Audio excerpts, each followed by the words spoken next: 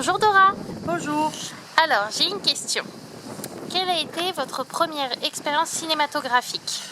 Ma première expérience cinématographique, ça a été quand j'ai fait le début de bilan, on m'avait donné une date butoir pour clôturer le restaurant. Bien sûr, il m'avait saisi le restaurant, enfin bref, ce que je vous ai raconté dans le précédent épisode. Et là, ça mène un petit bonhomme et il me dit, voilà, on a pour projet de tourner un film dans la Calanque, dans votre restaurant. Est-ce que vous seriez d'accord? Alors moi, je dis effectivement, mais je dois fermer, donc si ça doit se faire, mais il faudra prendre des résolutions enfin, auprès de l'État. Et lui me dit oui, ça sera un joli film, tout, on s'occupe de tout. Et moi je lui dis de quoi ça parle. Il me dit ben voilà, c'est un restaurant qui est sur le déclin, un café-théâtre qui est sur le déclin, un cabaret qui est sur le déclin, et une fille, la patronne se retrouve seule avec un enfant. Et c'était justement l'histoire que je vivais à ce moment, c'était ma vie de l'instant. Et donc je me suis dit, il est en train de se moquer de moi, il est envoyé par quelqu'un pour retourner l'appeler pour me faire du mal.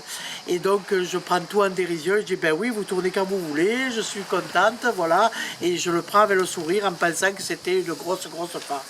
Sauf que 2-3 mois après, j'entends du bruit dans l'allée du restaurant et je vois arriver des gros camions avec des gros câbles électriques, et c'était monsieur Robert Guédiguian qui arrivait pour faire son film, le premier film qu'il a fait chez moi qui s'appelle À la vie à la mort.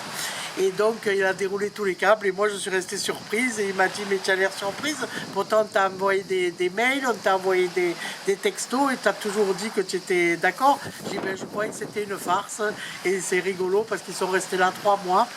Et nuit et jour, et j'ai été une princesse, ils s'occupaient de moi, ils me coiffaient. Donc dans cette période difficile de ma vie, je me suis pris cette fois-ci pour une star, et ils me coiffaient, ils me maquillaient, et puis j'ai vécu des belles aventures le jour et la nuit, et ça a été vraiment une grosse amitié avec toute l'équipe d'Aroussin, Ariel Ascaride, Gérard Mélan, et j'en passe, il y avait Jacques Gamblin aussi.